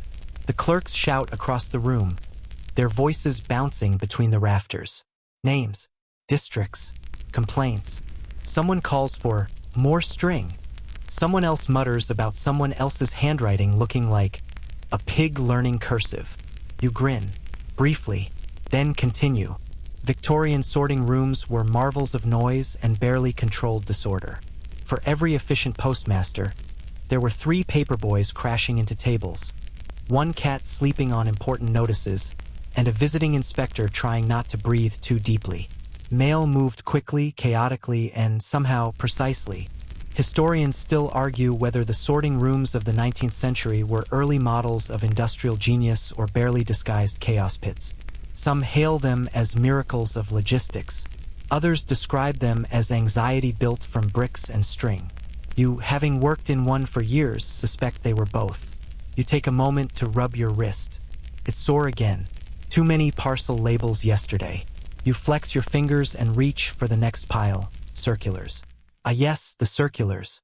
Stacks and stacks of printed advertisements for soap, tonics, lantern repairs, miracle cures, corset fittings, and, oddly, Christian eel oil. You're not sure what it is or what it cures, but you've delivered at least 6 flyers about it this week. Circulars are the junk mail of their day, and you're the one that has to make sure every household in your route gets one. That's what people don't always understand. Your bag isn't heavy just from real mail. It's the advertisements, the leaflets, the notices from the butcher promising half-off brawn on Thursdays. You stuff them in carefully. They tear easily. A boy next to you, no older than 16, is swearing softly under his breath. His stack fell over. Again, you help him res-tack it. "Thanks," he mumbles. "You'll learn," you say. "Doubt it." You smile. We all do. Eventually, you remember your first week. The panic. The weight of responsibility. The ink smudged on your hands like guilt. Now it's just part of your skin. You check your route slip. They've changed it again. New stops. A different order. You grumble. Resort. Repack. Breathe. Your coat hangs beside the door. Your hat, brushed and damp, sits atop it like a tired crown. You glance at the clock. Nearly time to head out. But first, parcels. You move to the parcel room, a smaller chamber stacked to the ceiling with packages of every imaginable shape and size. Some are carefully wrapped, labeled, tied like birthday presents. Others look like someone mailed a potato in a sock. You find yours quickly. 3 boxes. One long and thin, one round and sloppily tied, and one that smells faintly of tobacco and oranges. You shift your satchel.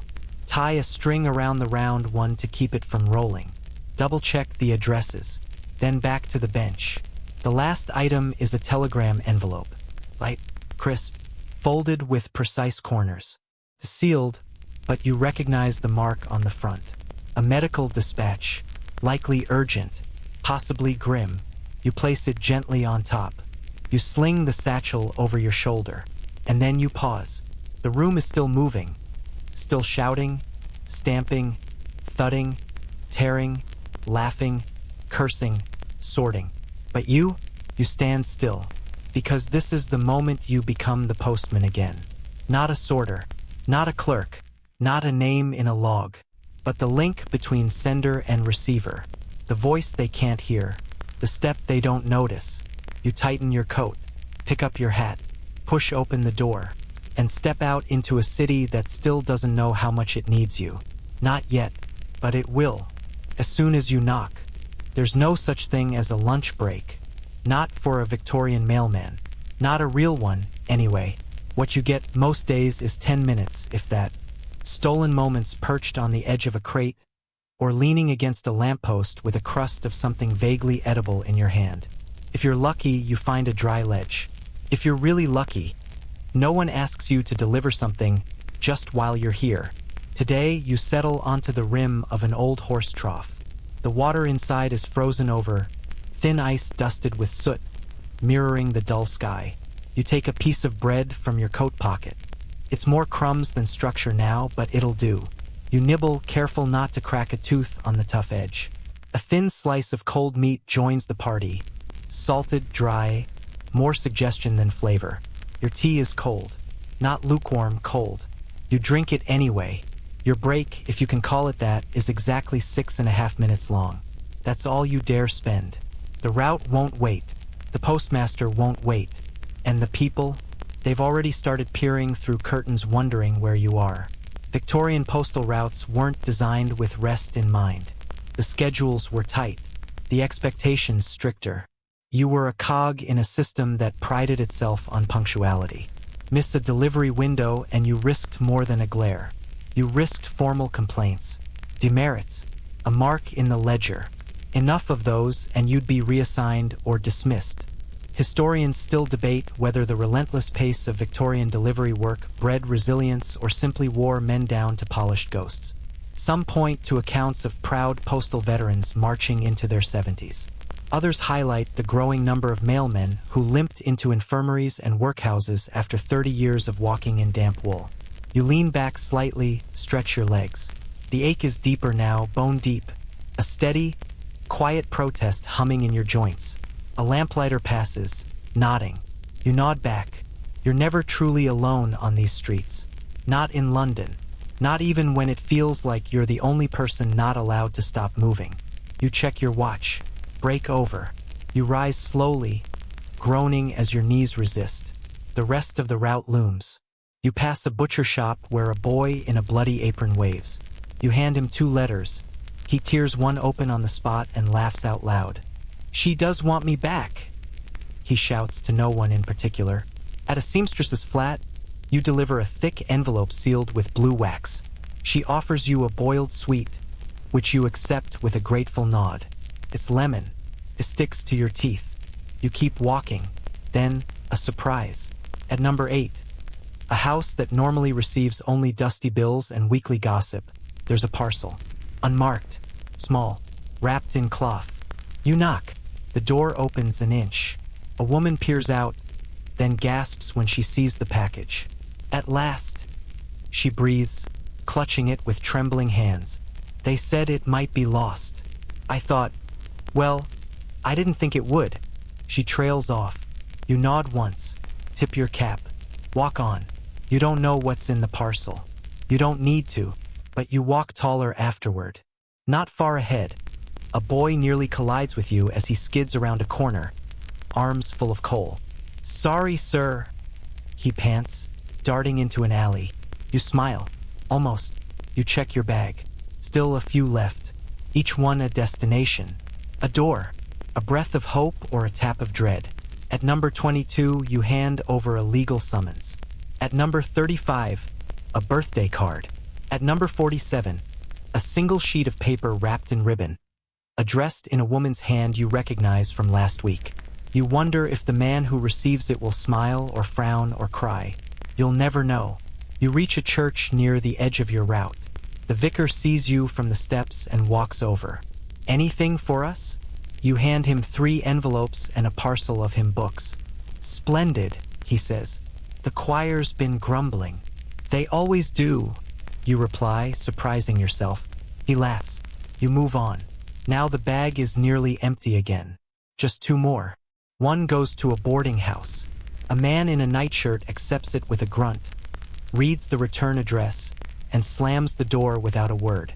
The last one, a letter with no name, just an address scrawled in pencil. You find the building. Tall, cracked, its front step uneven. You knock. Nothing. You knock again. Finally, the door opens a crack. A young woman peeks out. You hold up the letter. She hesitates, then takes it wordlessly. Her eyes flick over the envelope. Then she closes the door. You hear her begin to cry before you've turned the corner. You don't look back. You return to the depot, the same way you always do, quietly, deliberately, slowly. The day isn't over, but the bag is lighter. Your shoulders aren't, though. Not really. Inside, the sorting room hums. You sign the ledger. Hand over the few outgoing pieces you've collected. Remove your coat and hang it like a tired flag. No one asks how your round went. No one needs to. It was the same as always. Except it never is. And it never will be. Because every 10 minutes on a crate, every crust of bread and drop of cold tea, every story wrapped in paper and ink, is someone's whole world. And today you carried a dozen of them. You don't need to look at the sky to know a storm is coming. Your knees told you before you even stepped outside. A dull throb, that deep, silent kind of ache, like a drumbeat played from inside your bones. You flex them once experimentally. The message is clear: rain. And soon. So you double-check your satchel. Wrap the more delicate letters in oilskin. Tuck the parcel with the string handle closer to your chest. Pull your collar up. Square your shoulders. And begin again. The air smells of iron and soot. Rain hasn't started yet, but it's close. Clinging to the rooftops, waiting for some invisible cue. The city is holding its breath. Your boots strike the cobblestones with their usual, dependable rhythm. Each step a quiet defiance. A kind of music, even if the tune is mostly in minor keys. You begin with the farthest addresses, houses near the canal, where the fog settles low and the stone steps stay slimy year-round. The streets here are quiet, and your breath puffs visibly in front of you. You knock, wait, deliver, move on. By the third stop, the first drops begin. Tiny ones, sharp, cold, almost polite. But you know better. The rain won't stay polite. By stop 5, it's a full, slanting sheet, coming sideways off the river and blowing under every brim, behind every collar. You press your hat down tighter and walk faster. Water splashes from your boots. Your bag grows heavier, not from contents, but from wetness. Victorian mailmen walked through worse. You remind yourself of that. Blizzards, hail, heat waves that melted candle wax on windowsills. You've heard stories of men who delivered through hurricanes, through floods, through towns so snowed in they had to shovel their own route. Historians still argue whether these tales are true or just mythologized nonsense.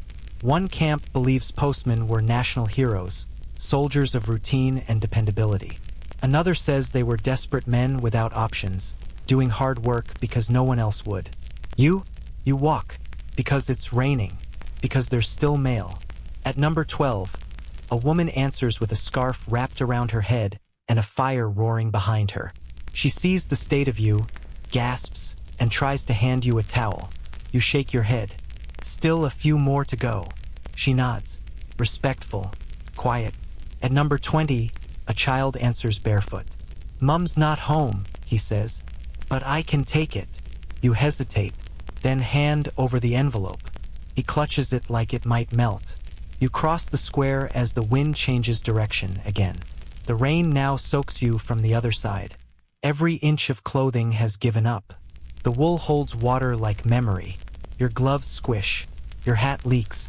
Even your undergarments have turned against you. You laugh. Just once. Just to hear it. You remember an old postman once told you, "When your bones predict the weather, it's time to retire." You thought he was joking. Now your femurs are practically barometers. But there's something else, too. A kind of pride. You walk on, dripping and chilled, but upright. You knock. You deliver. You persist. You pass 2 men hauling sacks of coal who stop to watch you pass. One shouts, "You should have brought a boat." You grin and nod. Too many stairs for rowing. They laugh. You deliver a parcel to a tenement where the stairs are narrow and the walls are sweating. A woman at the top of the landing accepts it without question. She's crying. You say nothing. Just tip your cap and leave. Back outside, the rain briefly slows. Enough to hear your own steps again. You walk past a horse-drawn hearse, black and slick with wet. The coachman nods as you pass. You nod back. Another worker of quiet, necessary hours. The letters you carry now are thinner, lighter, but they still matter. One is addressed in an uncertain hand to a woman in Southwark. You know the house. You've delivered news there before. Good, bad. You don't know what this one holds. You knock. A girl answers. She takes the letter, frowns at the writing, then nods. "From my aunt," she says, more to herself than you. "Haven't heard from her in years." She shuts the door gently. You move on. You pass a bakery where the windows are fogged and the smells are warm. Someone waves. You wave back even though you can't tell who it is through the condensation. Your bag is nearly empty again. At a corner house, you deliver a single card with holly printed on the edges. The woman who receives it blinks twice.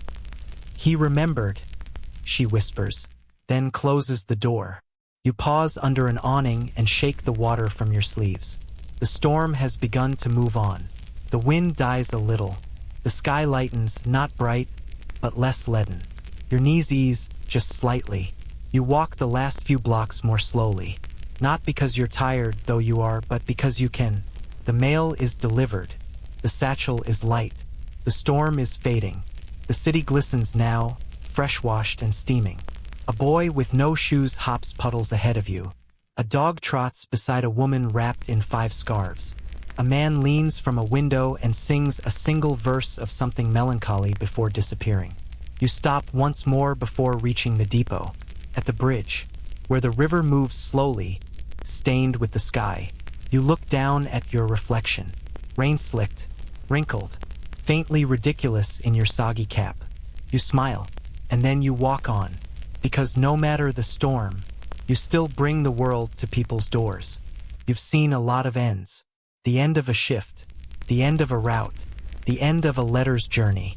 Some are satisfying, like the final envelope slipping into a brass mail slot with a satisfying clink. Others, not so much. Some ends arrive with silence, others with slammed doors. But one end always looms larger than the rest. Retirement, or rather, what passes for retirement when you're a Victorian mailman. You hear the stories in the sorting room, murmured over tepid tea and half-eaten bread.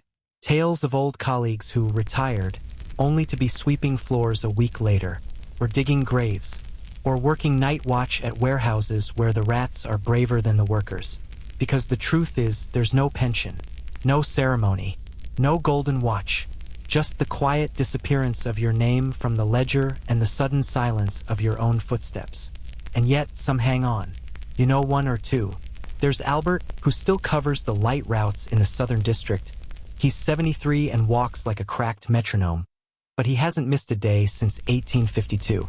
And Thomas, who's mostly blind now but insists on sorting circulars, fingers tracing envelopes like Braille.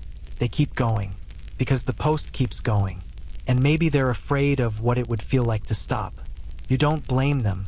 You've been thinking about it lately, retirement, what it would mean, what would come next. But every time you imagine waking up without a route, your mind feels weightless. Not in a peaceful way, in a tumbling into nothingness way. Because your days have structure, purpose. Your knees may protest, but they still know the rhythm. Your hands still know the feel of a wax seal. Your eyes still scan addresses before your brain catches up. You've built your body around this work. And if you remove it, what's left? Historians still debate whether the Victorian Postal Service provided real social mobility or merely prolonged survival. Some point to mailmen who rose to become supervisors, clerks, even members of parliament. Others argue that most simply walked themselves into the ground until someone younger took their place. You see both. You pass a former postman every week. A man named Jonah who now sweeps the steps outside the courthouse. He walks with a cane, smiles when he sees you, always asks, "How's the round treating you?" You always say, "Same as ever," and he always nods like he knows exactly what that means. There was no pension for Jonah, just an ache in the hip and a list of debts longer than his route ever was. You cross into a quiet district. No letters today, just passing through on your way to the depot. The homes here are neat, the gardens trim. You glance at the doors out of habit, half expecting someone to open one and call your name. No one does, which brings you to another truth about the job. When you stop walking, people forget. They forget the man who brought news of a new grandchild. They forget the parcel of lace from Birmingham. They forget the letter that ended a courtship or began a marriage or forgave a wrong. They remember the moment, not the messenger. You're the middle of the story, the parentheses, the invisible thread. But still, you keep walking. Back at the depot, the room is quieter than usual. Rain kept some of the lighter routes grounded. A few satchels hang untouched on their pegs. You hang yours beside them, sign the book, stretch your back, which audibly complains, and then you sit. One of the younger lads walks in, Arthur. New recruit, still shiny, still thinks it's temporary. He nods at you. Heavy round today? You shrug. Wet. He grins. Aren't they all? You nod. He frowns for a second. Hey, do you think you'll ever stop? You know, give it up. You pause, then answer truthfully. Maybe one day. He nods again, uncertain. You glance toward the window. Outside, the rain has started up again. A fine mist that blurs the world into watercolors. Cart rolls past. A woman hurries under an umbrella.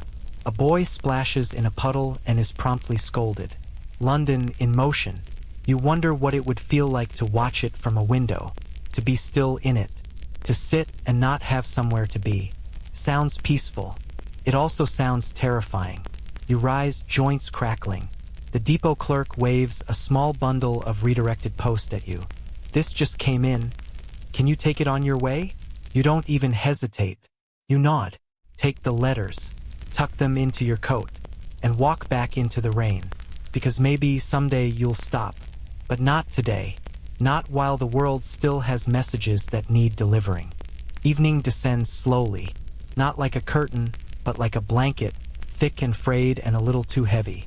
The light dims, not suddenly, but gradually, as though the city itself is reluctantly giving up the day. You're still walking, still making your way down the final stretch of the route. Streets you've known so long you could navigate them blindfolded. Houses that once seemed imposing now feel familiar. Doorsteps where you've stood in sunshine and sleet. Windows where children used to wave but have grown old and moved away. Tonight your bag is empty, but you carry other things. The weight of habit, of memory, of knowing which cobblestones are loose and which dogs bark but never bite. You carry a catalog of lives you've brushed against. Some only once, others over decades. This street is quiet now.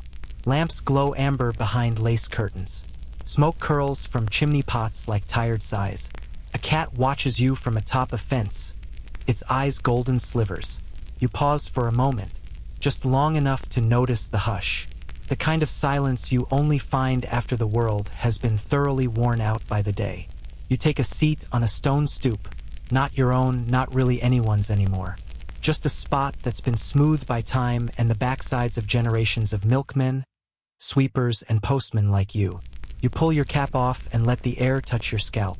It's cool, brisk, and clean in a way only night air can be. You reflect, not because it's dramatic, but because there's finally space in your mind. No more letters to sort. No more parcels slipping from damp fingers. No more miles to tread before tea. Just quiet, just breath. You think of the first letter you ever delivered. You remember the address, strangely. Number 17. A birthday card for a child who cried when you handed it to him. You were so confused back then. Now it makes sense. The world rests so much weight on paper. A letter can hold grief, or forgiveness, or love so raw it makes the ink run. And you've been the bearer of all of it. You hear a distant bell, the clatter of a carriage, the bark of a dog far off. You stand, because even in stillness, your body expects motion. Your bones feel best in rhythm. Even your shadow seems unsure whether to stop or keep going. You begin walking again, not from duty this time, but from habit. A slow stroll back toward the depot, where the lights are dim and the windows glow yellow. Your boots scuff softly. Your hands are deep in your pockets. And for once, there's no rush. No weight on your shoulder, just a slow glide through a city that, for all its grime and cruelty, still depends on you more than it ever says. You arrive. You sign the final log. Hang your coat one last time. The satchel stays by the bench. You don't need it now. Someone else will carry it tomorrow. You nod goodnight to the clerk. He doesn't ask where you're off to. He doesn't need to. And as you step back out into the soft hush of the night, the city breathes with you. The streets behind you are quiet now, soft with fog and lit by the dim glow of gas lamps that flicker like tired eyes. Your steps slow naturally, the weight of the day finally drifting from your shoulders like dust shaken from a worn coat. The last of the shops have shuttered, windows dark, while the occasional sound of a door latch or distant hooves fades gently into the distance. You walk without urgency, no longer a courier of news or burdens, but simply a part of the city's rhythm, one beat in a steady, fading lullaby. The cobblestones beneath you feel smoother now, and the wind has calmed, brushing your cheeks like the soft edge of an old blanket. You pass a house where a window is still lit. Inside, a child reads beside a fire, their head drooping slowly toward sleep. Another home hums with quiet laughter. In a narrow alley, a cat stretches and curls up on a step, perfectly content with its corner of the world. This is the London you love most. Not the one that rushes or shouts, but the one that exhales. That sighs, that lets you rest. You reach your own door, your own little room, your own space to close your eyes and let the ache dissolve. The bag is empty, the work is done, and outside, the city carries on gentle, glowing, and grateful. Sleep comes easy now. You've walked far enough. You've done enough. You may rest.